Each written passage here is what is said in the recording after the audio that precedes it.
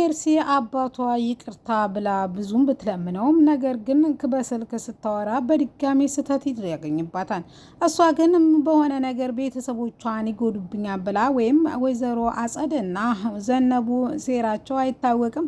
ስለዚህ ከእሷ ጋር የምሰራ አስመስዬ ቤተሰቦቹን ተሷ ተንኮልና ሴራ ማዳን አለብኝ ብላ አስባ ነበረ።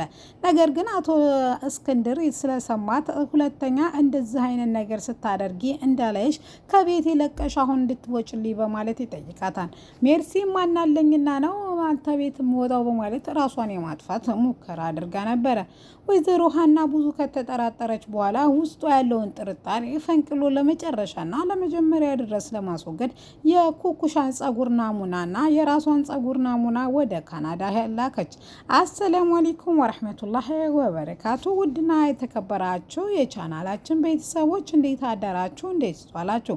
ሁላችሁንም እንደ ሰዓት አቆጣጠራችሁ ሰላም ብያለሁ። ዛሬ ይዤላችሁ የመጣሁት ሀብል ድራማን ክፍል 28 ነው። እነሆ እንድትከታተሉ ጋበዝኳችሁ። ላይክ ሼር እያደረጋችሁ እንድትከታተሉኝ ጋበዝኳችሁ። ሀሳብ አስተያየት ካላችሁ ኮሜንት ሳጥን ላይ አስቀምጡልኝ። ወይዘሮ ሀና ወደ ባለፈው ተመልሳ መቀስ እንድታመጣላት ወይዘሮ መነንን ትልካታለች። ወይዘሮ መነንም ብዙ ከቆየች በኋላ ምን ማድረግ እንዳለባት ግራ ከገባት በኋላ ነገር ግን አንድ ነገር በፍጥነት ታስባለች። መቀሱን ለማምጣት ስትሄድ የአዲሷ ልጅ ሀናን ተኝታ ነበረ። ስለዚህ ከሷ ላይ ጸጉሯን ቆርጣ በሌላ በሶፍት ካደረገች በኋላ ፍለፊቷ አይኗ እያየ የኩኩሻን ጸጉር ትቆርጥና ትሰጣታለች። ወይዘሮ ሀና ይዛ ጸጉሩን ክፍሏ ሄዳ በላፕቶፓ ትንሽ ስራዋን ከሰራች በኋላ ቡና በመድኃኒት ወይም በእንቅልፍ ኪኒኒ አድርገው ቢሰጧትም ዛሬ የቡና ፍላጎት እንደሌላትና መጠጣት እንደማትፈልግ ትነግራቸዋለች። ወይዘሮ ዘነቡ ናሙናውን ወይም ጸጉሩን ለመቀየር ብታደርግም ብዙ ጥረት እሷ ግን ልታደርገው አልቻለችም። ኩኩሻ ሌሊት የሌብነትሽንና የእስከዛሬ ልምድሽን ተጠቅመሽ ይሄን ነገር ማድረግ አለብሽ ብላ ሙሉ ኃላፊነቱን ለኩኩሻ ትሰጣታለች። ነገር ግን ታናሽ እህቷ የተሰኘችው ሀናን መታ እሷ ጋር ማደር እንደምትፈልግና እንዲሁም እንደምትፈራ አልፎ አልፎ ትነግራታለች። እሷም እሺ ብላ እንግዲህ ከእናት እህቷ ጋር ከታላቅ እህቷ ጋር ተስማምተው ይተኛሉ። ከዛም ወይዘሮ ሀናም አልተኛም ስላለኝ ህፃኗም አብራት ስለተኛች መድኃኒቱ ሊቀየር ወይም ናሙናው ሊቀየር አልቻለም። ስለዚህ እንዲያደሩ አድርተው ጧት እንግዲህ ቁጭ ብለው አፍጥጠው ስላደሩ እንቅልፍ ሸለብ እንዳደረጋቸው ወይዘሮ ሀና ጸጉሩን ይዛ ከቤት ትወጣለች። ቤቷ ካሜራ ወይም ክፍሏ ካሜራ አድርጋ ስለነበረ የት እንዳስቀመጠችውና ምን ላይ እንዳለ ታውቃለች። ስለዚህ ካሜራዋን ስከፍት ቦርሳዋ አድርጋ ወይዘሮ ሀና ከቤት ስትወጣ መኪና ውስጥ ስትገባ ስላየቻት አሁን ምን ማድረግ እንዳለባትና ተቁጥጥሯ በላይ እንደሆነ ለአጸደ ደውላ ትነግራታለች። አጸደ ቆንጆ ፈርጣማ የሆኑ ሁለት ሌቦቹን ትቀጥርና ከዛ ቦርሷን ነጥቀው መድኃኒቱን ወይም ናሙናውን በጸጉር እንዲቀይሩ ታደርጋቸዋለች። እሷም እንግዲህ እሺ ብላ እንግዲህ ሁሉንም ነገር ታደርጋለች።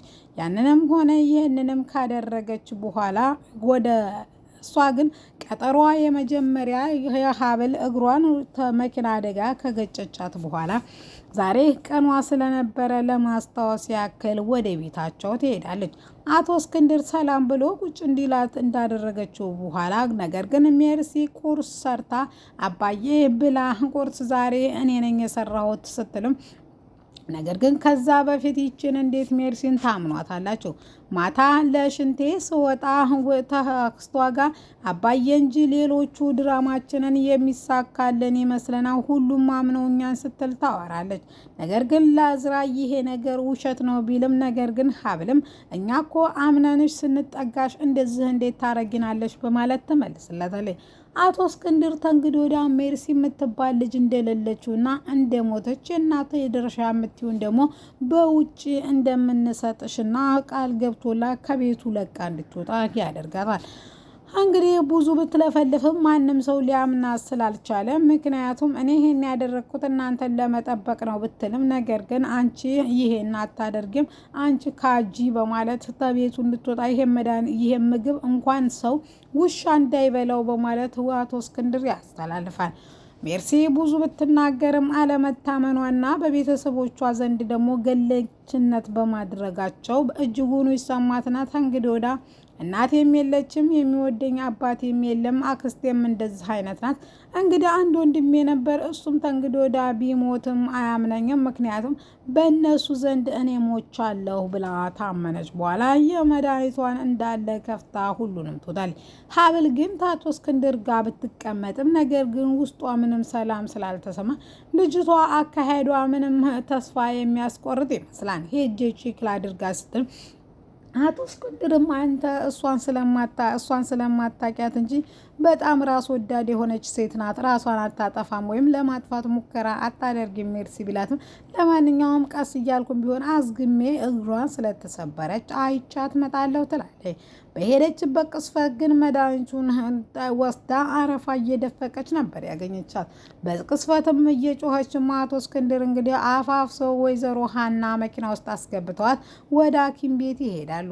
ሐኪም ቤት ከሄዱ በኋላ እንግዲህ ትንሽ ክብት ቆይ ኖሮ የበሳ ችግር እንደሚገጥማትና እንዲሁም ህይወቷ ሊያልፍ እንደሚችል ይነግሯቸዋል። አቶ እስክንድር በጣም ተጸጽቶ የእናቷን አደራ እኮ በልቼ ነበር፣ ይሄ ሁሉ የኔ ጥፋት ነው፣ ልጄን አላምንም ብዬ አጥቻት ነበረ በማለት እጅጉን ጸጸት ይቀጠዋል። እንግዲህ ሀብልም እንደዚህ እኮ ያደረግኩት ራስዎት ማለት እየሰማሁትን ነው እንጂ ሌላ አይደለም፣ በዚህ አይነት የሰማነው ሁሉ ልክ ነው ካል የማህደር ግድያ ላይ ራሱ ሜርሲ ላትኖርበት ትችላለች በማለት ትናገራለች። እዝራ እንግዲህ ተደውሎለት በፍጥነት ወደዛ ከመጣ እህቴ ምን ሆና ነው ብሎ ሲጠይቅ አይ አሁን እንኳ ተርፋለች፣ ነገር ግን ልገላት የነበርኩት የገዛ አባቷ እኔው ራሴ ነኝ በማለት እስክንድር ይናገራል። አባዬ እንደዛ ትበል እያለ እንግዲህ ብዙ ቢቆይም ነገር ግን እውነታዊያን እንደሆነ ይናገራል። እሺ ብሎ እንግዲህ ከሁሉም ነገር በጣም አመሰግናለሁ ብሎ ወይዘሮ ሀናን ቤተሰቦቿንና እህቱንና እንዲሁም ውዱ ሚስቷን ስላተረፈችለት በጣም አመስግኗት እሷም ክትትሏን ካደረገች በኋላ አሁን ቁስሉም እየጠገነላት ስለሆነ ድጋሜ ቀጠሮ እንደማያስፈልጋትና ትንሽ ማለቴ እንትን ብታርፍበት እንደምታገግም ይነገራል። እነሱም እንግዲህ እሺ ብለው እንግዲህ ወደ ቤት እየሄዱ እያለ ወይዘሮ አጸደና ዘነቡ ተገናኝተው ምን ማድረግ እንዳለባቸው እየተነጋገሩ ሌቦቹ ወይዘሮ ሀናን ተከታትለው ቦርሷን ወስደው መድኃኒቱን እንዲቀይሩ ወይም ናሙናው እንዲቀይሩ ያደርጋሉ። እሷም እንግዲህ አመቺ ቦታ እየፈለጉ እንደሆነ እየነገሯት ወይዘሮ ዘነቡ እስከ ዛሬ ለፍቼ የቋመጥኩለት ሀብት እኮ ሜዳ መቅረቱ ነው በማለት እጅጉኑ ተረብሻለች። ሁሉንም እንግዲህ ከዛ በኋላም እንግዲህ ሁሉም ነገር ከተስተካከለ በኋላ መኪና ውስጥ አስገብታቸው እሷ ወደ ቤቷ ልትሄድ ስትል ወይም ወደምትደርስበት ቦታ አንድ ቦታ ደርሼ ልምጣ በድጋሚ እንደምንገናኝ ተስፋ አደርጋለሁ በማለት ትመልሳለች። ነገር ግን ከዛ ሁሉ ግን እነሷ እንግዲህ ቦርሳዋ ትሰረቃለች።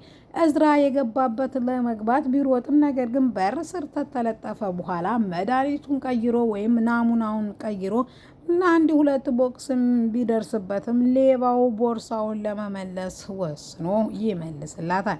ወይዘሮ ሀናም እንግዲህ በጣም አመሰግናለሁ ብላ እዝራም እንግዲህ ለእህቴና ለባለቤት ያደረግሽው መልካምነት በስሱም ቢሆን መልሻለሁ፣ ድጋሚ እንደምንገናኝ ተስፋ አደርጋለሁ ብላ ተለያያሉ።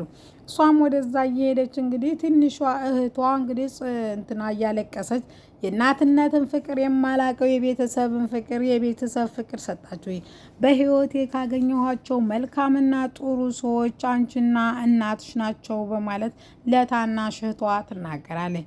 እሷም ገና ከመምጣቷ አገኘሁሽ ብዬ ከማረፌ ለምንድን ነው ስለመለየት የምታወሪው እህቴ ችግር አለ ወይ ስትልም አሁን ናሙናው ተወስዷል፣ ነገር ግን እኔ ልጇ ካልሆንኩ ግን መለያችን ግድ ነው ትላለች።